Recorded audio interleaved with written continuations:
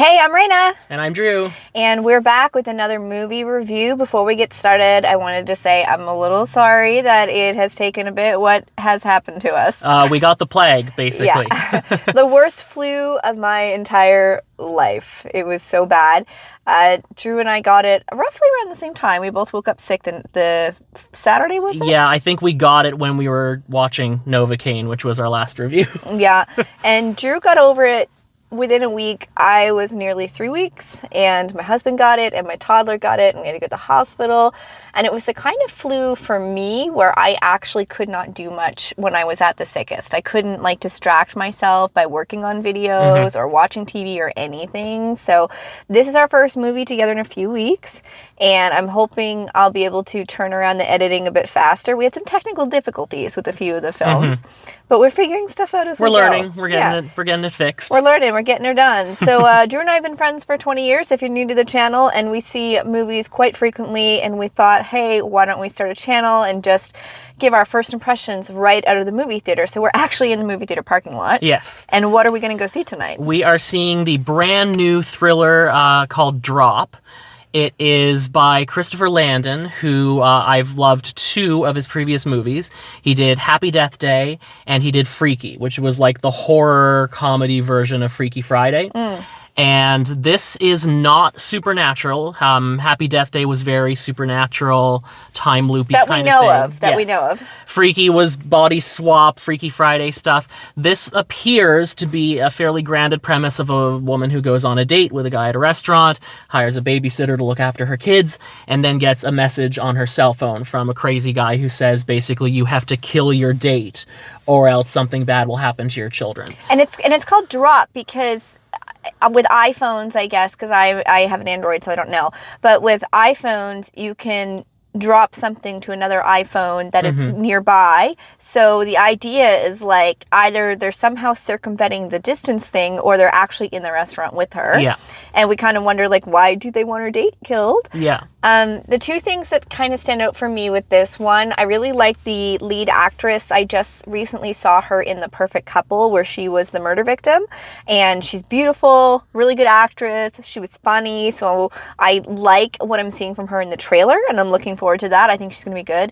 The other thing is that I feel like it's been a while since we've had some kind of technology-based, social media-based good thriller horror.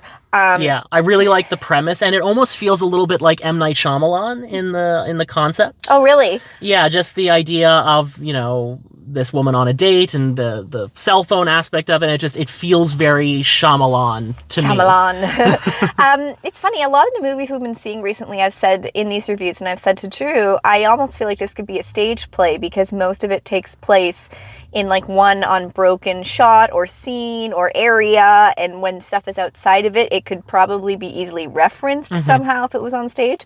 This kind of reminds me of that too, and now that you say Shyamalan, didn't he do that elevator horror one? Yes, he did Devil, and he did Trap, which looked like it was going to be one location, and then it was not. Yeah. And it fell apart once it was no longer at the concert. It kind of fell apart at the concert. Anyway, this is not a Trap review. I'll stop. But the last kind of movie I saw like this was the 2 movies Searching and Missing, which I really liked. When I first saw the trailers, I was kind of like, I don't know if those will be any good. Because why do I want to watch a movie through the windows on a computer? And they're actually fantastic. I feel like this is going to be kind of a similar premise. We're going to see a lot of the movie play out in text messaging, play out in her checking her cameras. I have those cameras to check on my toddler at home. I've seen them. And it just, in the modern age, when I've had babysitters or people take care of my son, it's given me peace of mind being able to just check in and see how things are doing. Of course, given that the person watching the child is okay with me having cameras. Yeah, and this is going to subvert that in that she knows that they're in danger, but she can't leave the restaurant because she's being watched. And I feel like it's going to just ramp up the tension and the fear of what's going to happen. And I also think that there's probably going to be some action back at the house with the babysitter. I just get that feeling. So before we even go in, this is not a spoiler. This is my prediction. I keep saying to Drew since seeing the trailer, I feel like maybe the babysitter's in on it, but we'll see. I just feel like that might be a good hook. Also, I said to Drew that I thought it would be really interesting if they did find a way to make it supernatural, as long as it's not stupid. I don't like it when you get to the end of something, you're waiting for them to tie up the plot, and then it's some dumb supernatural thing. Yeah. Like, I don't want that. I want it to be cool. But I'm excited to go see a movie after a few weeks of not feeling well, for sure. And we're here a little bit later than normal in the evening, and we recently got snow, thinking that we were going to have summer weather, spring weather, and stupid snow. So it's a pick-me-up that is much needed. And how has this movie been performing so far in the early reviews? It's been getting good reviews so far, but sometimes the early reviews are good and then they crater, so I'm going in with an open mind.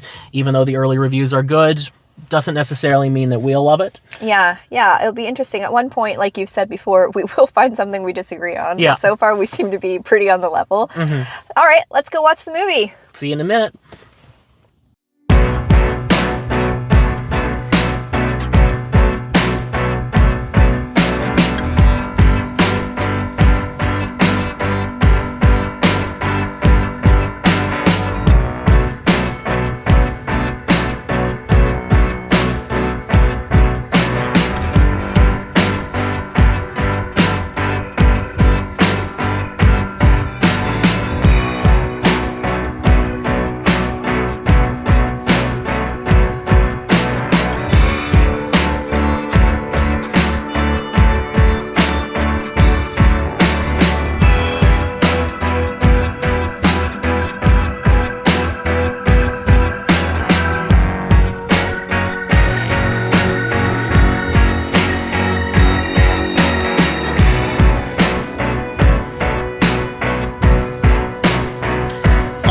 So that was an interesting first date. Not us, but... That was a stressful first date.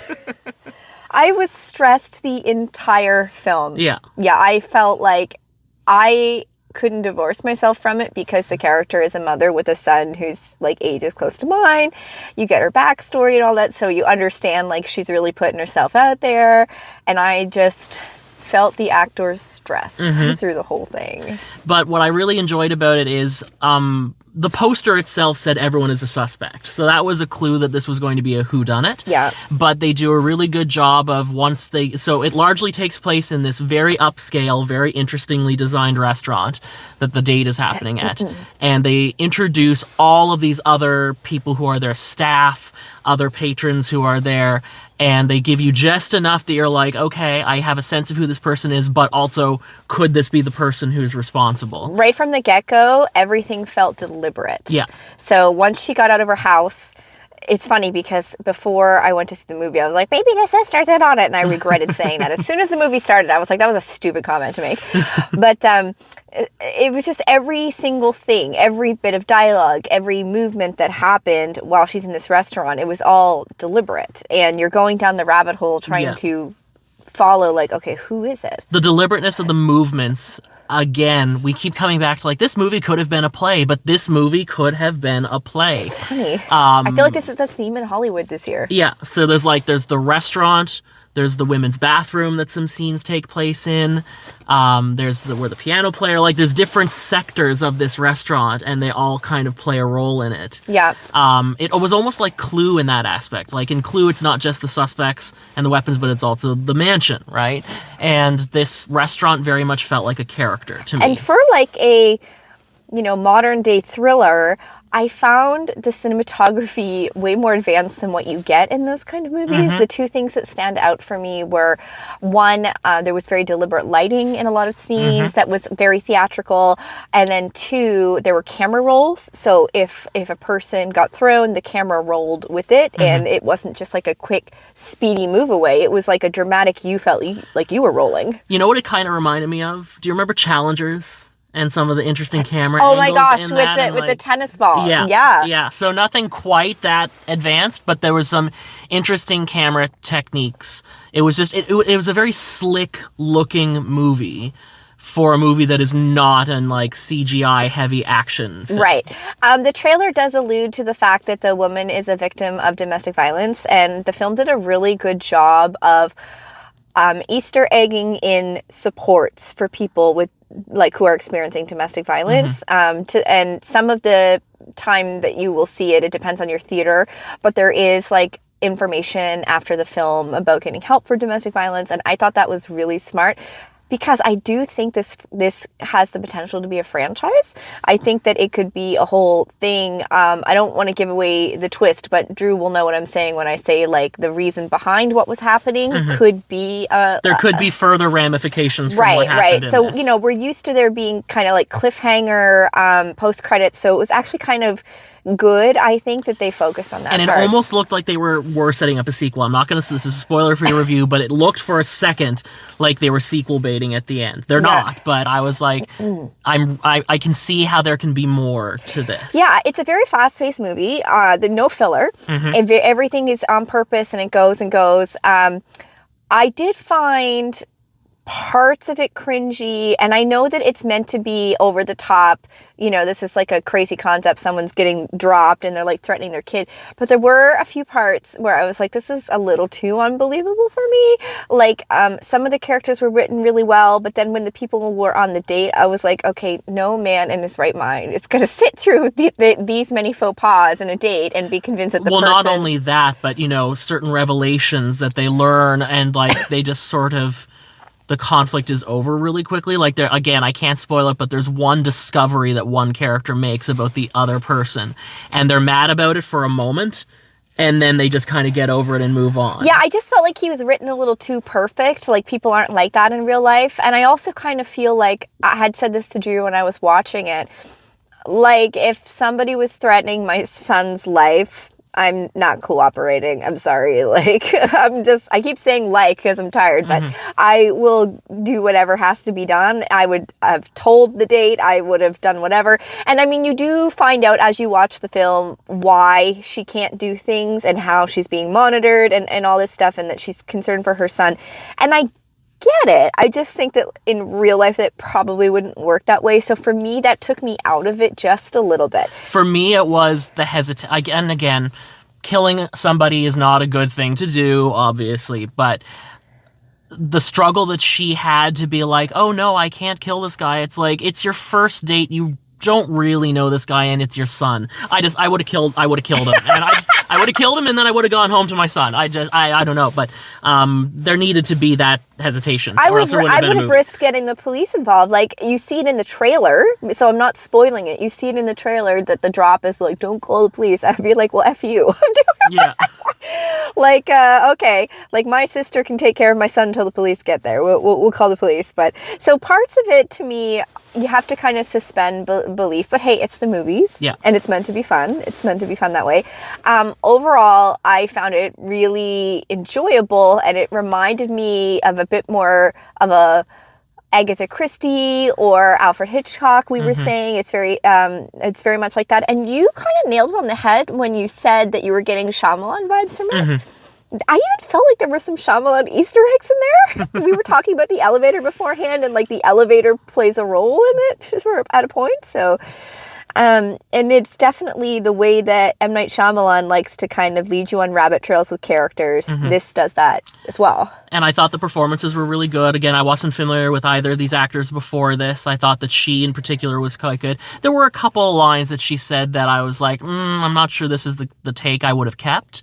But I thought she was quite good. The camera is almost always on her for the entire film.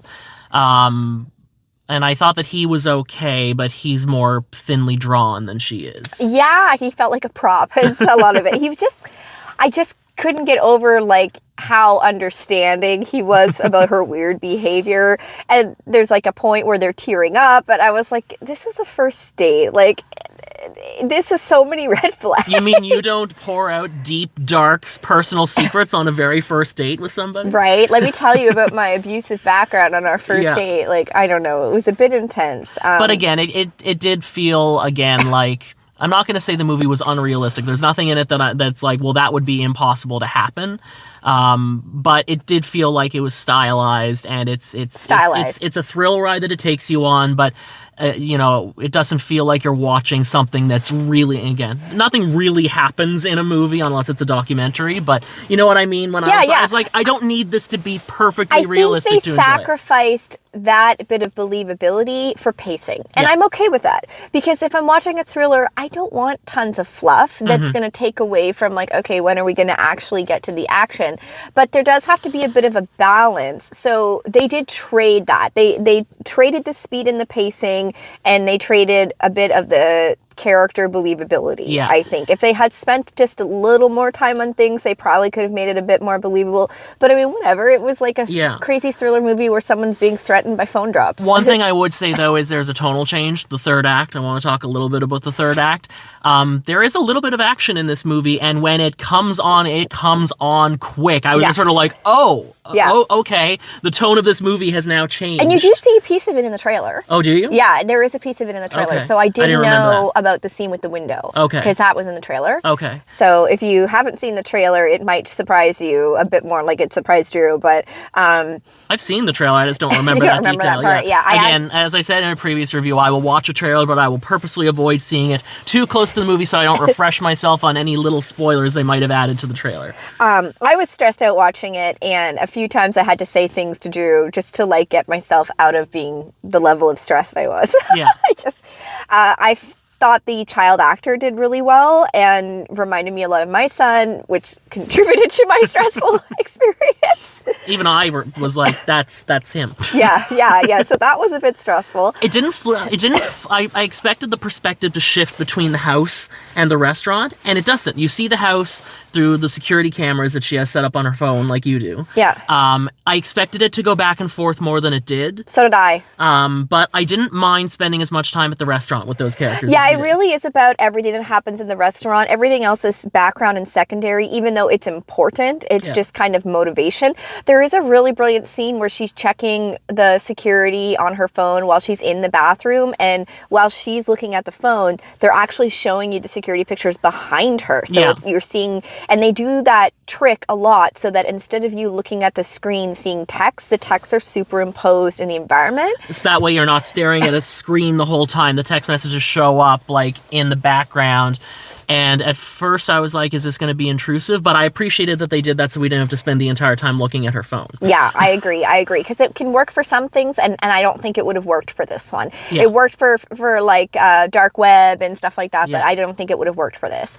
But overall, like, it wasn't the best movie I've seen this year, but it was very enjoyable. I think the ratings will probably go down a little bit, but I think they're still going to stay pretty good, I think. Mm-hmm. And I'd put it at about a 7 for me. Yeah, I'm between a 7 and an 8. I kind of want to bump it up to 8 just because I didn't love the tonal shift towards the end, but up until that, I was vibing with it. I was like, this is a mood, this is a fun little whodunit, and it's well acted and very well shot. I love the setting and the set design and everything. It almost had no right to have the camera work be that good. Mm-hmm. It was there's scenes with a waiter where instead of it being parallel with his face, it's below, which kind of helps exaggerate this guy's like character. And so you're looking up at him. They're sitting down looking up at him, so it's almost like from the perspective of the two of them. Yeah, but it's almost borderline fisheye. It's almost like a little wonky. And there's light play where, the background melts away and the light is just on one person or two people or one object.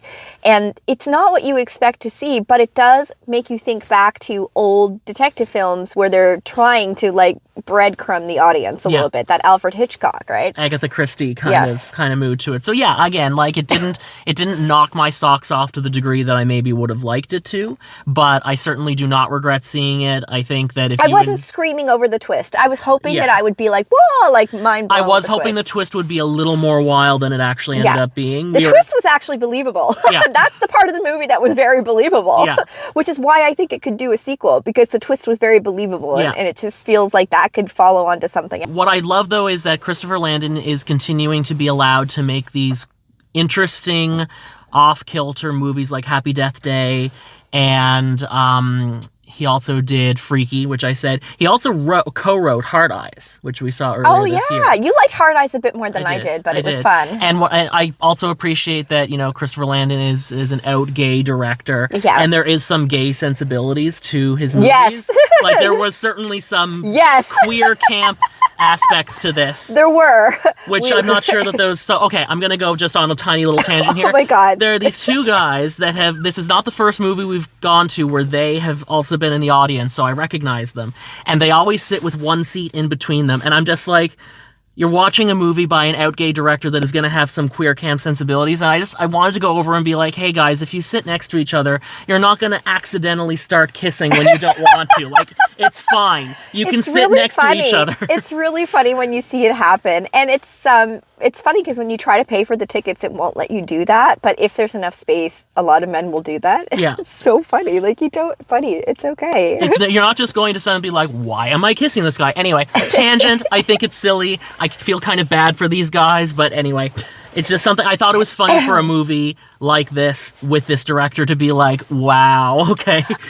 So I do want to say that even though I only gave it a 7, I do think it's still worth seeing in the theater because the way that the restaurant is shot and set up, it's planned for the big screen. Yeah. And so those scenes are really good. And when you do get the bit of action at the end, it does look very good on the big screen.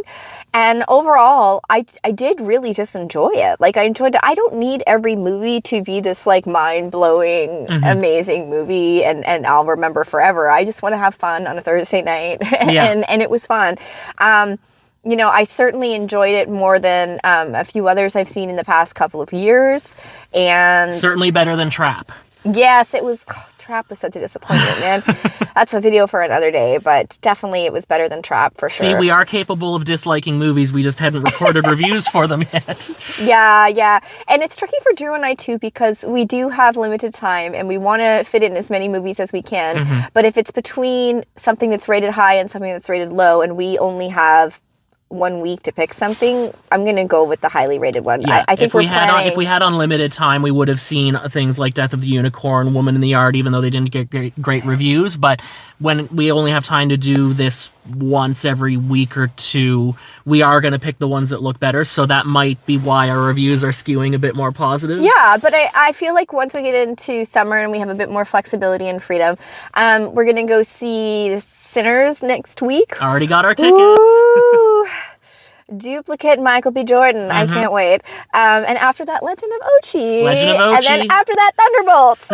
Which I don't even know if anybody will care that we make a Thunderbolts review because I'm sure there will be a gajillion online of everybody trying to just get that Marvel searchability on YouTube, right? Yeah. But whatever. I'm looking forward to it. And we have to review a superhero movie at some point. So that's sort of our lineup for the next few weeks, pending nobody getting deathly ill again. So hopefully. Or some other variety of disaster in this crazy world we live in right now. Oh, yeah, the world's on fire. That's what the lyric should be. Anyway, Drew, you were saying between a 7 and an 8. I'm saying about a 7. I still think people should see it in the theater. And overall, it was just really fun. So thank you for watching our review. Please like and subscribe. We do really appreciate it when you interact with us in the comments. We're starting to get more comments. I did have to put on a moderation filter because we got a couple spam comments just from bots. Lovely. So if your comment doesn't show up right away, it's just because I had to put the filter on and I will go in and approve it. But we do really appreciate your thoughts. Our friend Dave has left us a few comments about his things that he's thought of different films he's seen. That's great. Love it. Keep it coming. And let us know, what do you want us to review? So that's our plan, is Sinners, Ochi, Thunderbolts for the next 3 weeks. So beyond that, give us some ideas. And we'll see you in our Sinners review.